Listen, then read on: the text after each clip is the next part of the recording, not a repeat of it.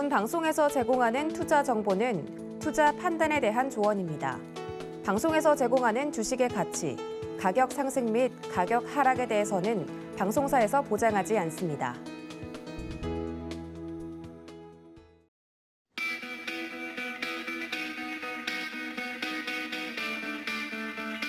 안녕하세요. 고수익 작전 타임 진행의 이수연입니다. 어제 우리 시장은 마이크론 테크놀로지의 호실적 속에서 반도체 업종들이 강세 보이면서 거래를 마쳤습니다. 코스피 시장 외국인과 기관의 동반 순매수가 들어오면서 시장을 견인했는데요. 전일 마감한 뉴욕 증시도 일제히 상승 마감에 성공했습니다. 4거래일 만에 상승 마감에 성공한 건데 저가 매수에 따른 반발 매수세에 힘입어서 모든 지수가 강세를 보였습니다. 다우지수가 1.6%, S&P 500 지수가 1.78%대 상승 마감했고 기술주 중심의 나스닥은 무려 2.4% 급등했습니다. 미증시가 지금은 실적 장세로 전환하려는 움직임이 보이고 있는데요. 어제는 반도체 종목들 그리고 리오프닝 관련주들이 함께 상승하면서 주가를 견인했습니다. 어제 특히 반도체 섹터 그리고 전기차 업종들이 개별 종목들이 반등세를 보였는데 우리 시장에 있는 그런 종목들도 오늘 상승세에 힘입어서 상승에 성공할 수 있기를 바라겠습니다. 오늘도 고수익 작전 타임에서는 다양한 투자 전략들 준비했고요. 오늘도 1시간 동안 끝까지 함께해 주시기 바라겠습니다. 그럼 오늘의 투자 작전 화면으로 만나보시죠. 네, 먼저 김민수의 작전 키워드 시간에서는 반도체와 2차 전지, 엇갈린 희비에 대해서 짚어드리도록 하겠습니다. 어제 반도체는 올랐는데 2차 전지 대표 종목들은 조정세가 나타났습니다. 과연 어떤 투자 전략 세우면 좋을지 김민수 대표와 함께 살펴보겠습니다. 네, 두 번째 하반석의 작전 리포트, 연말 대응 전략에 대해서 알아보고 있습니다. 오늘의 종목은 바로 어떤 종목일지 잠시 뒤에 공개하겠습니다. 이주현의 고수익 작전 시간, 원전 관련주에 대한 전망 짚어보도록 하겠습니다. 어제 원전 관련주가 상승했는데요. 내년도 대선 그리고 정책과 관련해서 상승할 수 있는 모멘텀 살아있는 종목들도 함께 체크해보도록 하겠습니다.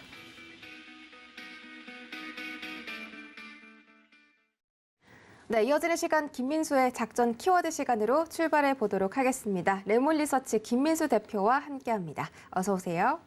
안녕하십니까. 네, 반갑습니다. 첫 번째 키워드 바로 확인하시죠.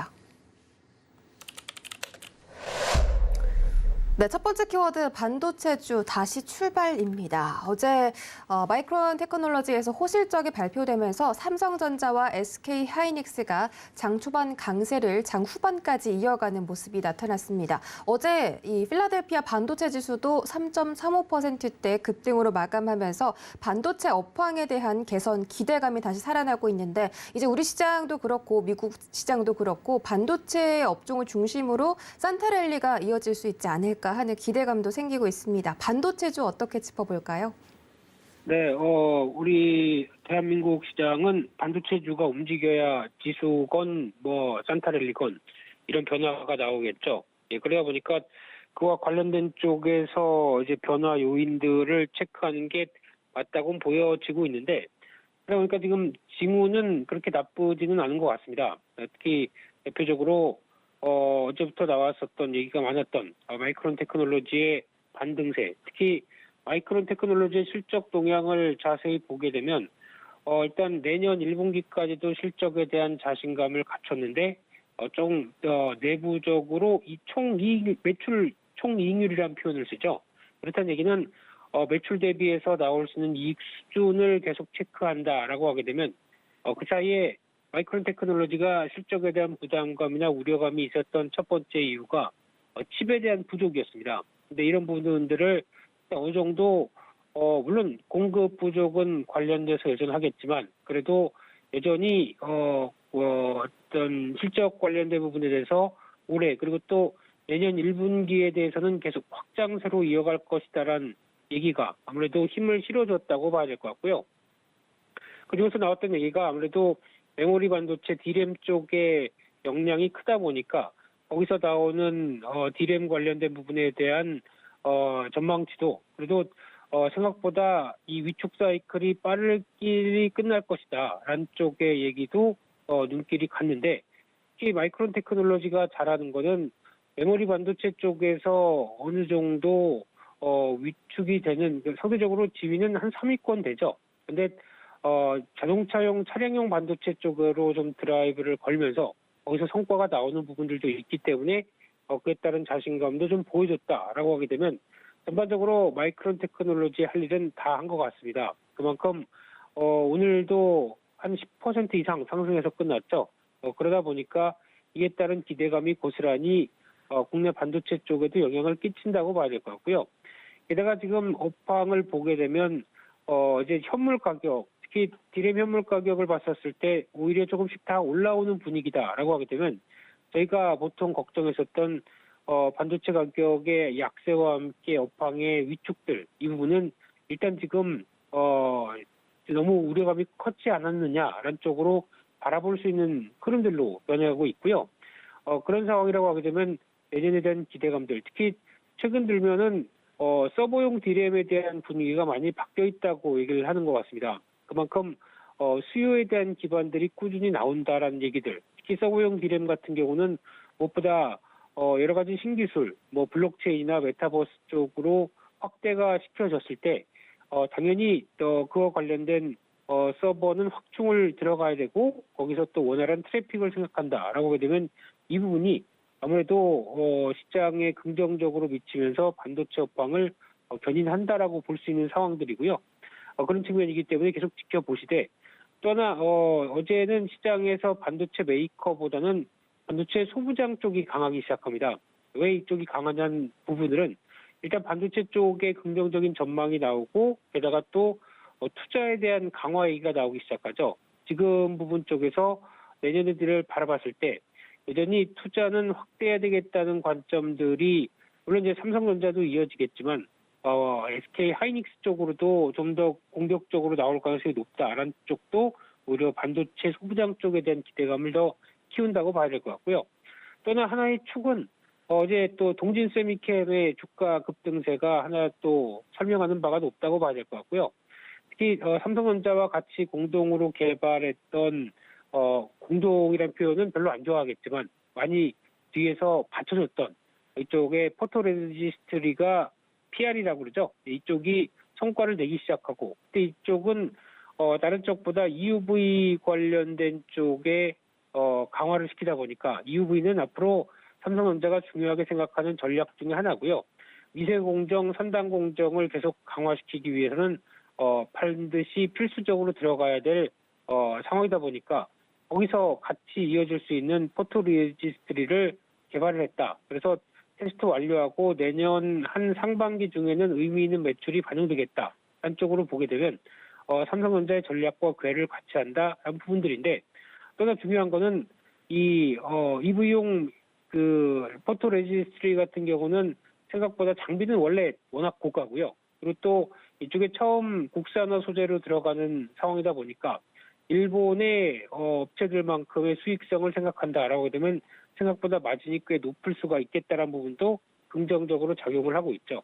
이런 상황이다 보니까 오히려 기대감과 함께 움직이는 측면들이 오히려 어제도 반도체 강세와 함께 같이 연결이 됐다라고 봐야 될 것 같은데 또 하나 중요한 거는 비메모리 쪽 같습니다.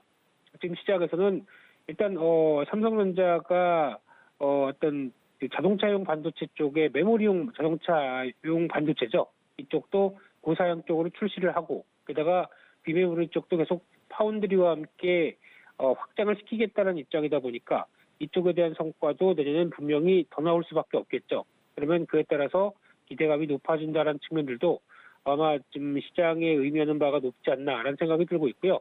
그런 쪽에서 지금 나오고 있는 종목들 어제 대부분의 소부장 관련된 종목들 많이 움직였습니다만 그래도 시장에서 그렇게 올랐지만 더 갈 수 있겠다라고 바라보는 부분들이 대표적으로 PSK 홀딩스인데요. 이 회사 같은 경우는 PSK가 떨어져 나가면서 전공정이죠. 예, 전공정의 강자. 하지만 PSK 홀딩스 나머지 쪽에서 PSK만 바라보는 지분이 아니라 또 비메모리 영역과 관련되는 디스컴, 리플라우 이런 장비들이 또 부각을 받는다라고 하게 되면 여기서 또 자체적인 모멘텀이 있겠죠. 그래서 그보다는 시장 생각보다는 좀 많이 싸다라는 부분들이 나오고 있기 때문에 이 부분도 주가에 영향을 끼칠 수 있겠다라고 바라보고 있고요.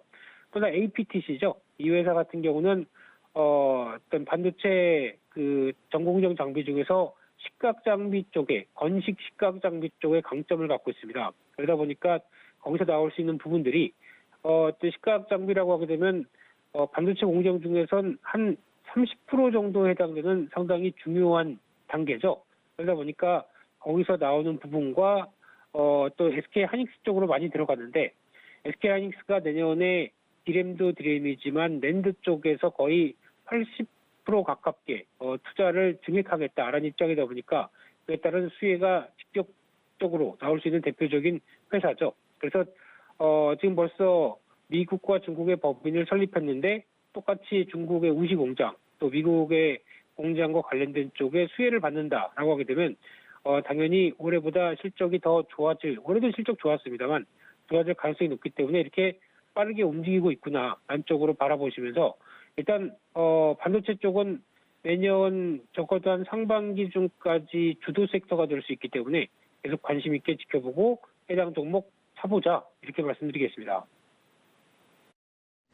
네, 반도체는 특히나 소부장 관련 종목들이 집중을 받을 필요가 있다라고 말씀해 주시면서 동진세미캠, PSK홀딩스, APTS 관심 있게 지켜보자라고 전략 세워주셨습니다. 지금 계속해서 이 반도체 대형 기업들이 이 소부장 기업들에게 투자 확대에 나선다면 관련 이슈 찾아보면서 계속해서 관심 두는 것도 좋은 전략일 것 같습니다. 두 번째 키워드도 확인하시죠. 네, 두 번째 키워드 2차 전지 왜 이래입니다. 반도체는 올라가고 있는데 2차 전지는 오히려 하락하는 모습이 나왔죠.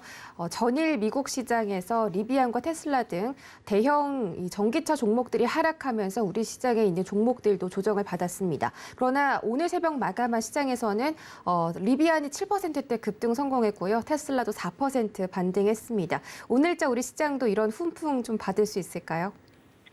네, 2차 전지는 참, 애증의 2차 전지죠. 그렇게 좋다고 그럴 때, 막, 따라가서 하면은, 이런 또한 1, 2개월 정도 조정 나온다. 상당히 타격이 심해지죠. 그러다 보니까, 어디에, 보조를 맞춰야 되나, 상당히 좀 궁금하고, 어렵고, 그런 상황이 아닌가 싶은데요. 그런 쪽으로 봤을 때, 일단, 2차 전지가 하락하는 배경은 테슬라가 좀 부진하죠.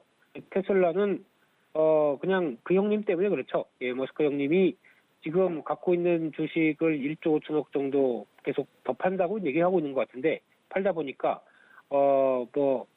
지금 테슬라의 입장은 일단 수급적인 요인이 좀 더 크지만, 주가나 기업 자체적으로는 오히려 그냥 계속 가는 길을 가고 있다고 봐야 되겠죠. 그런 부담감은 일단 있다고 봐야 될 것 같고요. 게다가 또, 미국의 바이든 사회지출 법안 관련된 법안 쪽에서 여기가 2차 전지 보조금과 관련된 또 핵심 내용들이 많은데 조만친 선생님이죠. 예, 조한 만친 선생님께서 이 부분을 또 반대를 하다 보니까 딱 막히고 있는 상황들이고 뭐 다시 통화는 해서 좋게 푼다고 합니다만 네, 결과는 좀 더 지켜봐야 될 것 같고요. 가장 중요한 거는 성장주에 대한 밸류가 훼손됐다는 측면들이 아닌가 싶습니다. 이 부분은 일단 지금 최근에 미국 시장에서 그렇게 고공행진을 했던 대표적인 주자들은 성장주 쪽이었죠. 그리고 나스닥 지수주의 빅테크 5개들. 이게 S&P 500에서도 거의 올해 상승분의 절반은 이 종목들이 끌고 가다 보니까 기대감이 높았지만 지금 시점 쪽에서 긴축으로 들어간다라고 되면 성장주에 대한 밸류가 훼손될 수밖에 없겠죠. 그동안에 상대적으로 낮은 금리로 앞으로 우리는 이만큼 성장할 테니까 낮은 금리로 조달해서 성과를 내겠습니다라고 했던 부분들이 앞으로는 조금 더 이와 관련돼서 균열이 갈 수가 있겠다라는 부분들이다 보니까 어떤 전통적인 교과서 논리대로 성장주는 금리 인상 시기에 안 좋다라는 부분들도 이어가다 보니까 2차 전지도 대표적인 성장주였죠. 지금 앞으로 2025년 전기차나 친환경 쪽을 얘기할 때 항상 얘기 나오는 게 2025년, 2030년 그렇습니다. 그때 가게 되면 이만큼 커질 텐데 지금 밸류 한 40배, 50배 줘도 한 2, 3년 뒤 가게 되면 바로 성과가 나올 거야 라고 보다 보니까 그렇게 지금 높은 밸류를 줬었죠. 이 부분이 아무래도 영향을 받는다라고 하게 되면 어떤 2차 전지 쪽에서도 부담이 됐었다는 측면들이 높은데, 게다가 또 하나 뒤통수를 떡 하고 때리는 거는 LG 에스홀이죠. 에너지 솔루션이 LG화학에서 분사돼서 이제 내년 1월 27일인가요? 이제 IPO로 들어오다 보니까 6, 70조 정도의 덩치, 뭐 이 정도 되면은 그냥 시총 3위로 그냥 바로 등극하지 않나 싶은데, 이렇게 되다 보면은 이제 고민이 생기는 게, 같은 ETF나 아니면 패시브 자금을 노린다고 하더라도 LG 에너지 솔루션 들어오게 되면 다른 거 팔고라도 그거 사야죠. 게다가 ETF 쪽에서는 이쪽에 막대한 또 비중이 들어오다 보니까 2차 전지 ETF 섹터는 당연히 2차 전지를 표방하는 가운데 에너지 솔루션이 없으면 안 되겠죠. 그러면 여기서 나머지 종목들을 많이 좀 정리하고 에너지 솔루션으로 가려다 보니까 그에 따라서 나올 수 있는 불균형이 또 하나의 시장의 압박으로 보여줬다라고 하게 되면 아마 이 부분은 또 계속 체크해 나가야 될 첫 번째 요인이라고 봐야 될 것 같고요. 그래서 앞으로 2차 전지 쪽은 이제 중요하게 봐야 될 부분들이, 첫 번째가 음극재 관련된 첨가제 쪽이 더 커질 것이고, 동박은 여전히 쇼티지고, 게다가 배터리 재활용은 본격적으로 내년부터는 사업들이 가해질 것이다라고 하게 되면 이 세 가지 섹터 쪽에서 2차 전지 쪽을 그래도 틈새적으로 접근하면서 대응하는 게 맞지 않느냐라고 하게 되면, 대표적으로 일지머터리얼즈 같은 경우는 국내 동박에 그래도 어느 정도 시장 지위를 갖고 있는 상황이다 보니까 물렸을 때는 계속 관심이 필요할 것 같고요. 또 하나 나노신소재 같은 경우도 CNT 도전제, 음극재에 들어가는 이 도전제에 대한 기대감들이 상당히 높기 때문에 이 부분도 같이 체크를 해보면서 약간 좀 해당되는 시장의 기대감이 높아지는 쪽에 섹터 쪽으로 진입하자라는 관점으로 말씀드리고 싶습니다. 네, 지켜볼 만한 종목들 짚어드렸습니다. 오늘자 시장 대응 작전 세워볼 텐데, 어제는 코스피 코스닥이 상승 마감에 성공했습니다. 조금 전에 마감된 뉴욕 3대 지수도 일제히 상승했는데, 아무래도 크리스마스 연휴를 앞두고 거래량이 좀 떨어지는 모습입니다. 어떤 대응 세워볼까요? 네, 크리스마스 산타렐리 온다 안 온다 말 많다가 월요일날은 안 온다, 어제는 또 온다, 지수에 따라서 산타 할아버지가 방향을 바꾸시나요? 네, 이거는 잘 모르겠는데, 그럼에도 불구하고 지금 가장 중요한 변화는 일단, 불확실성은 커져 있다는 관점이죠. 나스닥 지수의 동향을 보게 되면 뚜렷이 나오고 있는 게, 급하게 하락, 급하게 반등, 이거를 서너 차례 왔다 갔다 하다 보면은 진이 다 빠집니다.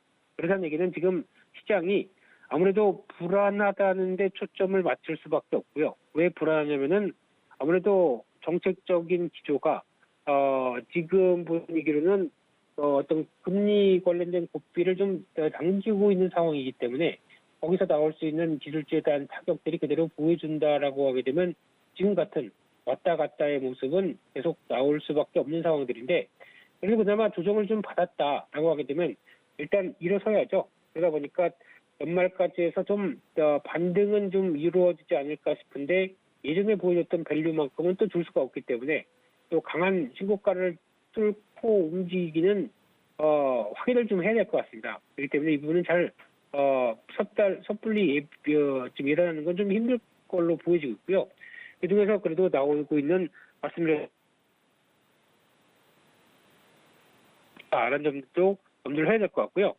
그래서 지금 어제도 외국인들 쪽에서 수급 변화, 대표적인 선물 매수가 이어지면서 프로그램 매수에 기반된 기관의 동향들 지켜보는 쪽으로 나오되, 프로그램 매수는 또 언제든지 시장이 변할 수가 있기 때문에 너무 기관을 믿지 마세요라고 할 수 있는 부분들이죠. 그래서 지금 이 상황 쪽에서 어제 그래도 어떤 반등의 선봉장이 되는 이런 쪽의 주도 섹터들은 계속 체크를 할 필요가 있겠다라고 하게 되면, 첫 번째 이제 반도체 쪽, 또 IT 쪽, 이쪽은 항상 1월 효과와 함께 또 강했던 대표적인 섹터죠. 상대적으로 어제 반도체 쪽이 강하다 보니까 나머지는 완전 소외. 대표적인 지금 바이오 쪽 같은 경우도 물량이 좀 커지는 상황들이죠.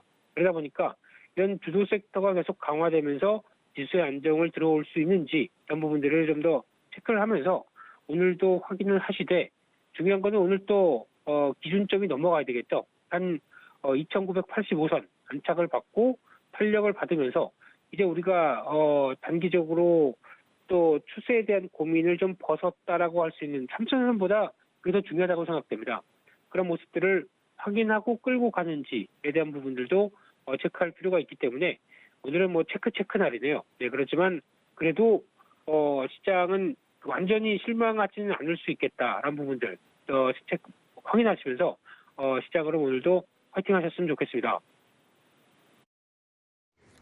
네, 특히나 코스피 2,985선의 안착을 중요하게 생각해 주셨고 또 외국인들의 선물 순매수 수급 개선이 유효한 것이길 바라겠습니다. 지금까지 레몬리서치 김민수 대표와 함께했습니다. 전략 고맙습니다. 감사합니다.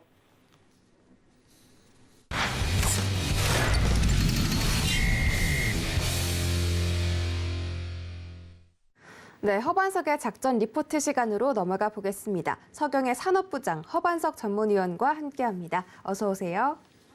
네, 안녕하세요. 네, 반갑습니다. 이번 주 연말 배당 전략에 대해서 알아보고 있습니다. 화면으로 만나보시죠. 네, 오늘의 종목 리포트 연말 대응 전략입니다. 이번 주 연말 대응에서 어떤 종목들이 좀 매력적일지 꼽아주시고 있는데 오늘의 종목은 어떤 종목일까요? 네, 오늘은 SK텔레콤과 SK스퀘어입니다. 11월 26일 유한타증권 리포트와 12월 2일 IBK 투자증권, 12월 21일 대신증권에서 발간된 리포트 세 가지를 통해서 SK텔레콤과 그리고 분할 이후 SK스퀘어까지도 함께 좀 살펴보려고 합니다. SK텔레콤 같은 경우에는 지난 10월 19일이었죠. 지난 10월 19일 SK텔레콤을 작전 리포트에서 좀 다루었습니다. 19일 날짜를 세로선으로 그어보면 이와 같은 세로선이 그어지고요. 그리고 늘 말씀을 드렸던 차트상 저위험 구간에 대한 부분들을 한번 라인을 그어보면 이 구간에서 차트상 저위험 구간에 대한 부분들이 하나하나 확인이 되더라. 그리고 분할이라는 이슈가 있었는데 그 분할 전에 혹시나 매수 기회로 살펴보실 분들은 살펴보셔도 좋겠습니다. 라는 말씀을 드렸고요. 이 분할을 거치고 나서 지금까지의 수익률을 한번 본다면 20% 내외의 수익률을 달성할 수 있었다라는 말씀을 좀 드리면서 그 당시에 어떤 이야기를 드렸냐면 분할 전보다 분할 후의 합산 시총이 더 클 것으로 전망이 됩니다. 그래서 보유자분들은 좀 보유를 해보시는 게 좋을 것 같고요. 신규 접근도 가능한 구간으로 현재 차트상 저위험 구간이 좀 보입니다. 라는 말씀을 드렸습니다. 그 당시에 통신주를 말씀을 드렸죠. 통신주로서는 탑픽으로 SK텔레콤 그리고 장비 관련해서는 탑픽으로 RF 머티리얼즈와 서진 시스템까지도 좋은 수익률을 좀 기록을 했더라라는 말씀을 좀 드렸고요. SK텔레콤 같은 경우에는 국내 대표 통신 사업자죠. 유무선 통신 사업으로는 SK텔레콤과 SK브로드밴드 그리고 분할 이후에 SK스퀘어 산하에 남게 된 ADT 캡스와 11번가 SK스토어, 플랫폼 서비스 온라인 정보 제공 등을 하고 있는 SK 플래닛, 원스토어, 드리머스 컴퍼니, T맵 모빌리티 등이 기타 사업으로 있습니다. 이렇게 SK텔레콤은 통신과 방송 관련된 부가 서비스, SK텔레콤, SK브로드밴드, SK텔링크, SK스토어, SK커뮤니케이션즈만 남게 되고 그 외에 이제 상장의 모멘텀을 가지고 있는 11번가, T맵 모빌리티, ADT 캡스 이런 부분들은 복합 보안 서비스, 커머스, 물류 서비스, 컨텐츠, 모빌리티 그리고 SK 하이닉스까지도 자회사를 가지고 있는 SK스퀘어로 나뉘어지게 됩니다. SK텔레콤은 원래 배당에 대한 우량주로 고배당주로 분류가 되어 있었죠. 연말 배당 전략은 그럼 어떻게 챙겨가야 하는가? 오늘 이 시간을 통해서 SK텔레콤과 SK스퀘어 함께 각각 살펴보도록 하겠습니다. 네, 오늘의 종목은 바로 SK텔레콤이었습니다. 좀 의외라고 생각하시는 분들도 계실 텐데 저희 작전 리포트에서 사실 LG이노텍 어제 말씀드렸던 LG이노텍 그리고 SK텔레콤 상당한 수익률을 확인하셨을 수 있습니다. 자, 오늘은 이 배당락을 일주일 앞두고 어떻게 좀 더 가져가야 할지 아니면 지금 이 시점에서 좀 매도를 해야 할지 다양한 전략을 좀 들어보도록 할 텐데 SK텔레콤에 대한 자세한 전략 지금부터 세워주시죠. 네, SK텔레콤 배당에 대해서 정리를 좀 하고 가야 될 것 같습니다. SK텔레콤 분기 배당을 하고 있죠. 분할 전 주당 배당금 1만 원으로 산정을 했을 때 분할 후에는 주당 3,300원에서 3,400원 정도가 동일한 수준으로 환산이 되고 있습니다. 그리고 연간 예상 배당금을 분기별로 4분의 1씩 지급을 하고 있다라는 점은 주주분들은 더 잘 알고 계실 것 같습니다. 4분기 배당금은 연간 실적을 결산을 하고 거기에 대한 주주총회 안건 통과 이후에 4월 말 안으로는 좀 지급이 될 수 있다라는 말씀을 좀 드리고 싶고요. 그러면 배당금은 어떻게 지급이 되어 왔는가를 좀 보겠습니다. 올해 2분기 6월 30일 기준으로 배당은 2,500원, 그리고 7월 22일 이사회 결의를 통과하고 8월 11일 안쪽으로 지급이 되었습니다. 3분기는 9월 30일 기준으로 배당금은 2,500원, 11월 1일 이사회 결의를 통과하고 11월 21일 안으로 지급이 되었습니다. 4분기는 앞서 말씀드렸듯이 배당금에 대한 부분들은 아직 확정이 되지 않았습니다. 연간 배당금 규모를 정해놓고 4분기에는 앞서서 배당한 금액을 제외하고 거기에 대한 부분들이 플러스 마이너스로 배당금이 좀 산정이 될 것 같고요. 내년 2월 초 이사회가 열립니다. 그리고 3월 말 안으로 주주총회가 통과가 되고요. 그러면 4분기 배당금은 4월 말 안으로는 여러분들의 계좌에 입고가 될 예정입니다. 앞서서 SK텔레콤은 분할 전보다 분할 후 합산 시총은 증가할 것입니다 라는 말씀을 좀 드렸습니다. 그리고 분할할 때에도 SK텔레콤에서 SK그룹에서는 이런 이야기를 남겼습니다. 배당 총액은 분할되더라도 SK텔레콤 유지하겠습니다. 배당 총액을 유지하고 오히려 더 상승은 하겠지만 후퇴되는 일은 없을 것입니다 라는 이야기를 했기 때문에 SK텔레콤 배당에 대한 기대감은 여전히 지속되고 있다라고 보실 수 있는데요. 20년도 배당 총액이 7,200억 원 수준이었습니다. 올해는 7,700억 원에서 8,800억 원 어간이 되지 않을까라는 예상이 되고 있는데 이는 주당 3,400원에서 3,800원 수준이 되지 않을까라는 기대감들이 있습니다. 22년도는 그러면 배당 총액이 8,800억 원에서 9,600억 원으로 상향될 수 있다라는 기대감, 전망이 나오고 있는데요. 이는 주당 3,800원에서 4,100원까지도 바라볼 수 있는 모습입니다. 배당에 대한 기대감들이 지속되고 있고 이를 연환산 수익률로 따지면 5.4% 이상 기록할 것이다 라는 전망까지도 나오고 있기 때문에 배당에 대한 매력도를 SK텔레콤에서는 가져갈 수 있고 그에 따라서 주가도 분할 이후에 조금 더 상승에 대한 슈팅에 대한 부분들이 나오고 있습니다.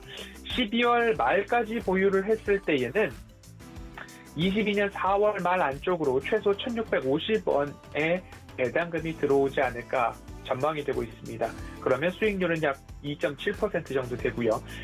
그 전부터 보유하고 계셨던 분들이나 지금부터 보유해 가시는 분들이 22년 3월 말까지 보유를 하게 된다면 내년 1분기 배당이죠. 22년 5월 말 이내에 최소 2,400원 정도는 배당을 수취할 수 있지 않을까라고 전망이 되고 있습니다. 그러면 배당 수익률이 약 4% 분기 배당을 받게 되는 거죠.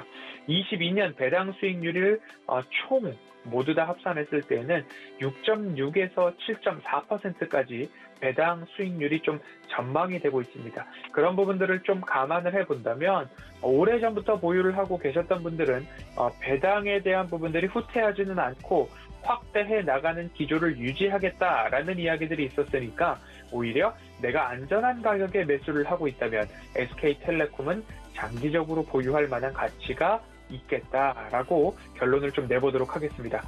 그러면 SK스퀘어에 대해서 좀 말씀을 드려야 될 것 같은데요.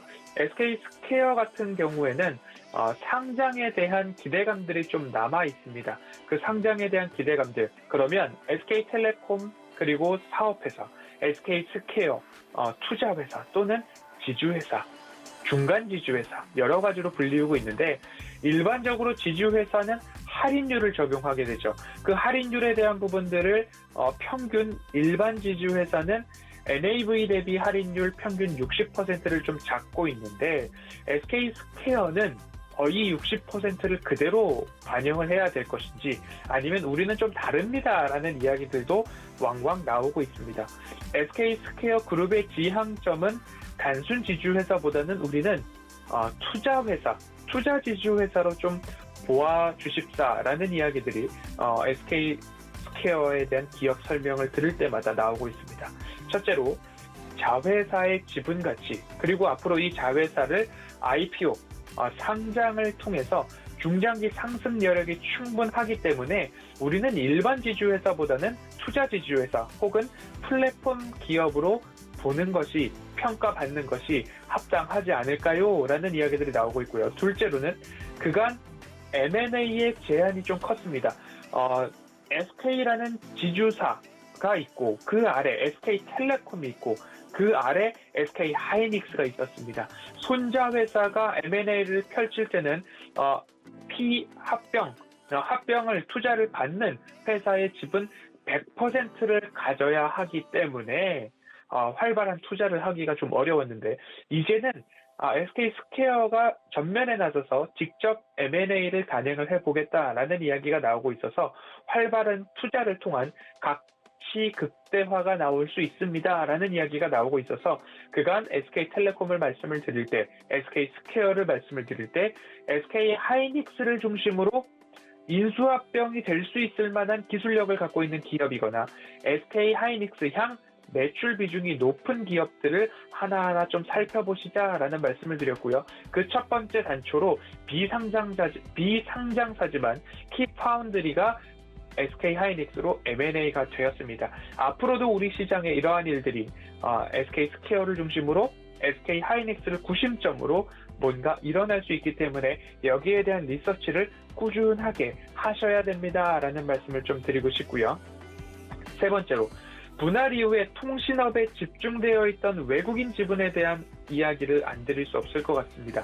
통신업은 국가기관 산업이기 때문에 외국인 지분 한도를 49%까지 제한해 놓았었습니다. 하지만 분할을 함으로써 통신에 대한 부분들은 모두 다 사업을 SK텔레콤이 가지고 있고 이제 SK스퀘어는 투자 지주회사라는 개념으로 가고 있기 때문에 외국인 지분 한도가 없습니다. 그래서 MSCI 비중 조절을 나아갈 때에 기존에 적용받던 페널티가 소거되기 때문에 수급 효과가 발생할 가능성이 조금은 높아졌습니다. 이러한 긍정적인 이야기들이 SK스퀘어에 한편 있습니다. 그런데 부정적인 이야기들도 리스크 점검 차원에서 말씀을 드리자면 그간 SK텔레콤을 분할할 때에 모두 다 SK스퀘어와 중간 지주회사와 또는 투자 지주회사와 최상위에 있는 주식회사 SK와의 합병은 없을 것입니다. 생각하고 있지 않습니다. 라는 이야기를 강하게 말씀을 드리면서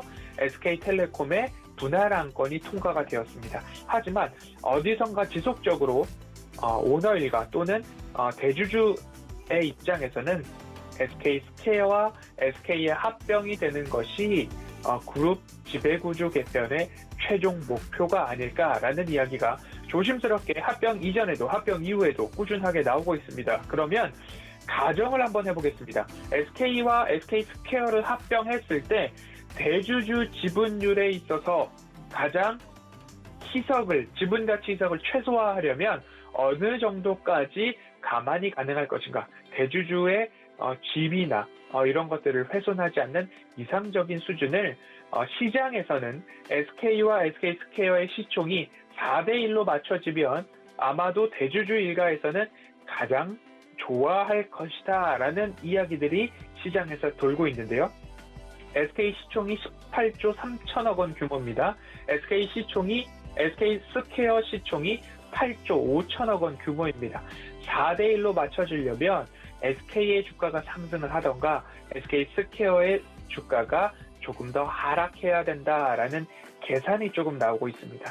그래서 SK스퀘어 주가 상승이 대주주 입장에서는 그렇게 반갑지 않을 이야기로 나오고 있기 때문에 SK스퀘어에 대해서는 어떠한 시나리오가 좀 더 명확하게 나오는지 그리고 명확하게 SK그룹에서 SK스퀘어와 SK의 합병은 없을 것입니다. 라는 그 리스크가 해소되는 이야기들이 좀 나와주면 오히려 SK스퀘어의 주가는 조금 더 힘이 실리지 않을까라는 이야기를 SK텔레콤과 SK스퀘어 모두 다 드립니다.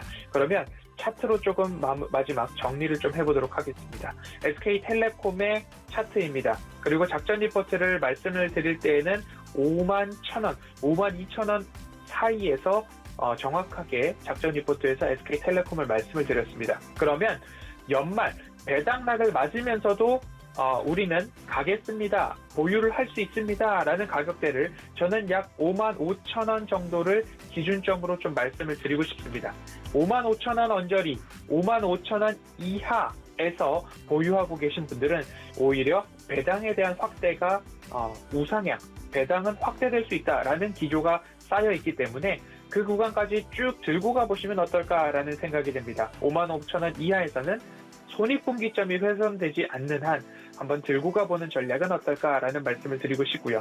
또 한 가지 55,000원 말고 58,000원 이상에서 나는 상승에 좀 따라잡았습니다 라고 하시는 분들은 손익분기점이 훼손될, 배당락 이후에 손익분기점이 훼손될 가능성이 조금 높아 보입니다. 그렇기 때문에 배당락 이전에 매도하는 것이 어떨까라는 말씀을 드리면서 SK텔레콤에 대한 연말 대응 전략을 55,000원 이하에서는 보유, 58,000원 이상에서 보유는 배당락 이전에 수익 실현이 어떨까라는 말씀을 남겨드리면서 SK스퀘어는 또 기회가 되면 작전 리포트를 통해서 차트상 저위험 구간에 한번 추천을 드릴 수 있는, 소개를 드릴 수 있는 기회를 마련해 보도록 하겠습니다. 오늘 SK텔레콤, SK스퀘어 배당에 대한 정리와 연말 대응 전략 여기까지 살펴보도록 하겠습니다.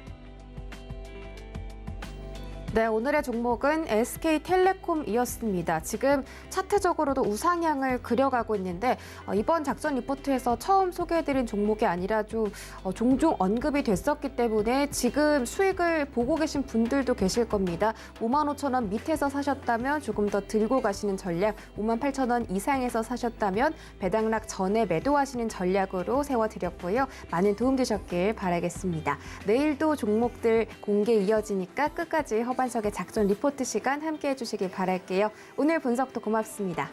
감사합니다. 네, 저희는 바로 이주현의 고수익 작전 시간으로 넘어가 보겠습니다. 안녕하세요. 네, 안녕하세요. 네, 반갑습니다. 최근에 원전 관련주가 또 다시 집중을 받고 있습니다. 유럽 쪽에서 소식이 있는데 원자력 발전, 녹색 분류 체계를 앞두고 원전 산업에 대한 부활 기대감이 형성되면서 앞으로 원전 산업이 또 정책적으로 주목을 받을지도 귀추가 주목되고 있습니다. 원전 관련주들 앞으로 상승 기대감 좀 해봐도 될까요? 네, 전일 원전 관련주들 상승 흐름이 좀 나와주면서 괜찮은 모습을 보여줬는데요. 일단 원전의 전망은 좀 밝다라고 봐야 되지 않을까라는 생각이 듭니다. 다만 이제 주가적인 측면이랑은 분리를 해서 봐야 되겠지만, 어쨌든 우리나라가 탈원전을 한다 이런 이야기들이 있기는 있었으나 사실 지금 글로벌적으로 원전에 대한 부분들은 인식이 좀 비슷했었던 것 같아요. 이 원전 폐기물이라든지 이런 부분 때문에 원전을 자꾸 줄이는, 그리고 이제 사고가 한번 터지면 크게 문제가 될 수 있는 이제 그런 부분들이 있었기 때문에 결국 탈원전 쪽으로 이렇게 대부분 생각을 같이 하고 있었던 부분이었는데, 요게 이제 팬데믹 이후에 조금 달라지는 그런 양상을 보이고 있습니다. 특히 이제 기후 변화라는 이제 중대한 그런 인류 생존이 이제 걸린 이런 문제에 직면을 하다 보니까 영국도 지난번에 얘기가 나왔고 프랑스도 얘기가 나왔는데 원전을 확대한다라는 그런 기조로 이제 전향이 됐죠. 그래서 유럽에서도 지금 이 에너지, 친환경 에너지를 확보를 하기 위해서 풍력 타워라든지 아니면 태양광이라든지 이런 부분들을 활성화하고는 있으나 실질적으로 그 효율성은 원전을 따라올 수가 없다라는 부분이고요. 중국에서도 원전 150기 이렇게 원전을 확대해 가겠다, 에너지 부족난 이런 부분들 해소하기 위해서 그렇게 진행을 하겠다라고 얘기가 나오고 있는 상황인데, 특히 특히나 이제 중국은 뭐 석탄 발전이 굉장히 큰 비중을 차지하다 보니까 이걸 대체하기 위해서는 결국 태양광 풍력은 효율성 면에서 원전을 따라올 수 없기 때문에 원전을 더 많이 짓겠다라고 결론이 났습니다. 유럽 역시 이제 마찬가지인데 특히 이제 유럽 같은 경우는 러시아로부터 이렇게 가스관은 이제 연결이 되어 있어요, 유럽으로. 그래서 러시아로부터 이제 가스를 수입해서 이렇게 사용을 하는데 이 비중이 굉장히 이제 크다 보니까 러시아에서 이제 걸핏하면 이 가스관 닫아버리겠다라고 이제 협박을 하고 실질적으로 이제 뭐 이 부분을 무기화해서 에너지를 무기화해서 이제 정책적으로 자신들에게 좀 유리한 방향으로 이렇게 이끌고 있다라는 부분들이 분명히 있는데요. 최근에 이제 우크라이나와의 이제 갈등이 좀 빚어지고 있고 크림반도 강제 합병한 부분들 이럴 때 유럽이 강하게 나서서 손쓰지 못했던 부분 역시 결국 이제 대부분의 에너지를 러시아에 이렇게 기대고 있는 그런 상황 때문이다라고 보시면 될 것 같습니다. 그래서 계속 이렇게는 갈 수 없다라는 기조 때문에 유럽에서도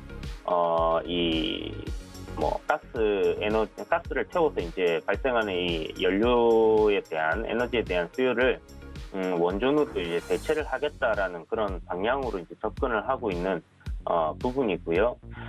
그런 것 때문에 결국은 이제 원전을 계속 지어가야 되는 그런 상황입니다. 특히 뭐 좀 전에 말씀드렸던 것처럼 이산화탄소라든지 온실가스 배출 이걸 줄이기 위해서는 원전만큼 좋은 부분이 없습니다. 다만 이제 원전은 단점이 다들 아시는 것처럼 원전 폐기물 이게 사라지려고 하면 100년 정도 지나야지 감소가 되는 부분이고 우리가 한 2세대, 3세대까지 지나도 사라지지 않는 그런 폐기물들이 나온다라는 부분인데 지금 기술 발전으로 인해서 이런 원전 폐기물들이 적게 나온다든지 아니면 이런 부분들 재활용할 수 있는 그런 기술 개발이 계속 이루어지고 있다라는 부분이 원전 쪽은 긍정적으로 우리가 생각할 수 있는 부분이고요.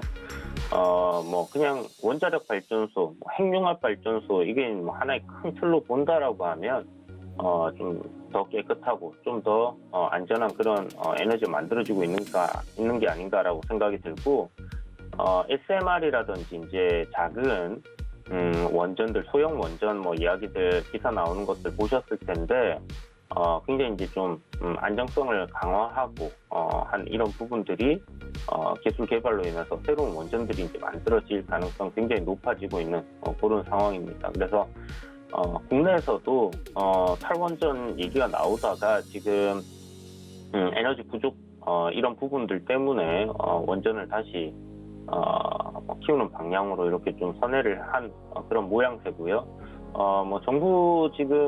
정부에서도 탈원전 얘기 나왔으나 사실 원전 가동률은 그렇게 떨어지지 않았다라고 보시면 될 것 같습니다. 그래서 실질적으로 국민들이 사용하고 있는 값싸게 사용하고 있는 이 전기 이런 부분들이 이거 원전에서 많이 만들어진다라는 부분을 생각해보고 그리고 지금 저 남미라든지 칠레 쪽 이쪽에 이제 원전 수주 관련해서도 얘기가 나오고 있는 상황인데 국내에서 탈원전 얘기하면서 이제 해외에는 원전을 갖다 팔고 이게 조금 어떻게 보면 모순이 있는 그런 상황이기 때문에 이 부분이 제가 봤을 때는 원전을 확대하는 기조로 좀 진행되지 않겠나라고 생각이 들고요. 지금 차기 대권 주자들 국민의힘 쪽에서는 이 원전 관련해서 이제 긍정적으로 생각을 하고 있는 부분이고 민주당 쪽에서도 사실 그렇게 부정적으로 생각을 하고 있는 것 같지는 않습니다. 그래서 에너지 안보라는 측면에서 결국 이 원자력 발전은 새로운 기술 개발과 함께 앞으로 발전돼야 되는 그런 성장해야 되는 그런 산업으로 자리를 잡아가고 있는 모습이기 때문에 긍정적인 시각으로 좀 바라볼 수 있겠다라고 생각이 들고요. 제가 이제 뭐 테마라든지 종목이라든지 이런 거 설명드릴 때 한 번씩 이야기 드리는 게, 크게 가는 섹터나 종목들 같은 경우는 죽다가 살아나는 경우들이 굉장히 많다라고 이야기를 드렸습니다. 원전 같은 경우는 이제 이번 정부 들어서면서 이제 탈원전 이야기 나오고, 짓고 있던 원전도 중단이 되고, 뭐 이러다 보니까, 거의 산업이 이제 죽어가는 거 아니냐라는 그런 인식이 좀 강했던 것 같은데, 이게 이제 좀 전에 말씀드렸던 그런 이유들로 인해서 살아나기 시작하니까 원전 관련주들이 굉장히 폭발을 했다라고 봐야 되겠죠. 그 중에서도 다양한 원전 관련 종목들이 있는데, 지금 한번 쭉 보면 한전기술, 뭐 일진파워, 한전 KPS, 한전산업, 두산중공업, 뭐 고성파워텍, 그리고 우리기술, 그리고 서정기전 뭐 이렇게 있습니다. 그런데 지금 보시는 것처럼 이렇게 이제 주가가 우상향하다가 조정을 크게 받아 있는 종목들, 뭐 낙폭받으니까 좋다라고 생각하실 수도 있겠지만, 실질적으로 테마적인 관점에서는 이렇게 힘없이 빠져 있는 모습보다는 방향을 위로 잡고 있는 종목들 위주로 우선시하는 게 좋다라고 말씀드리겠고요. 대장주가 한전기술이에요.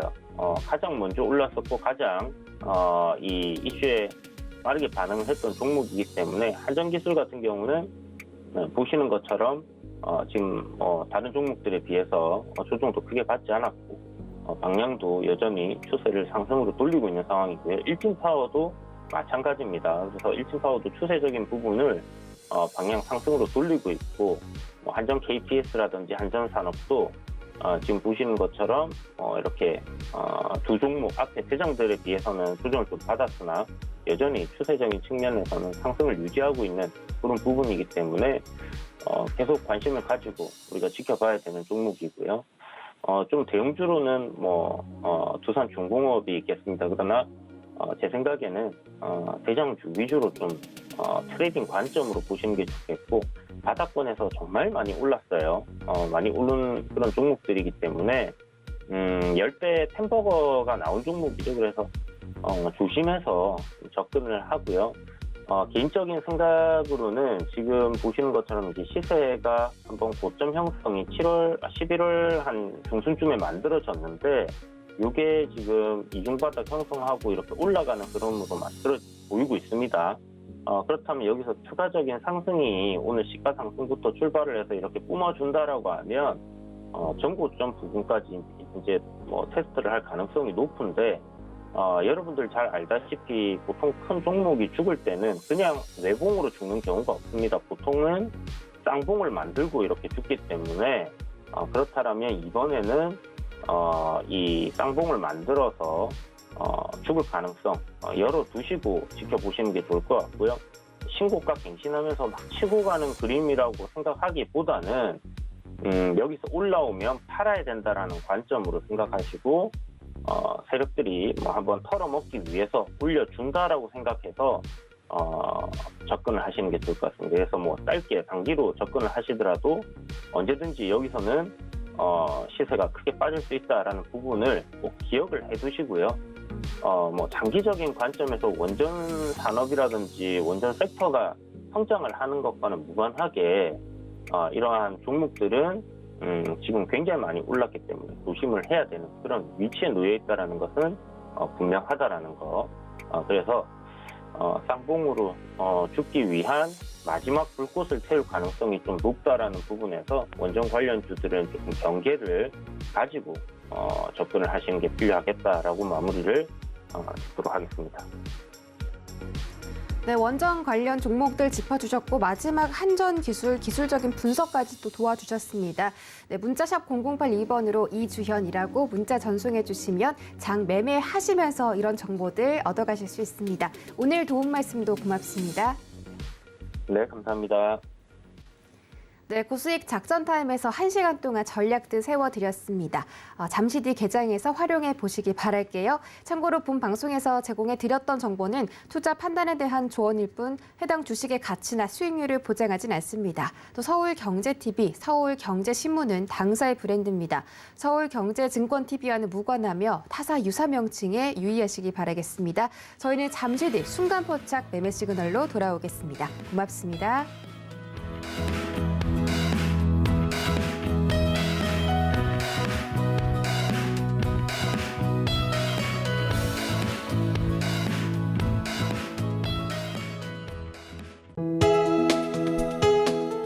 본 방송에서 제공하는 투자 정보는 투자 판단에 대한 조언입니다. 방송에서 제공하는 주식의 가치, 가격 상승 및 가격 하락에 대해서는 방송사에서 보장하지 않습니다.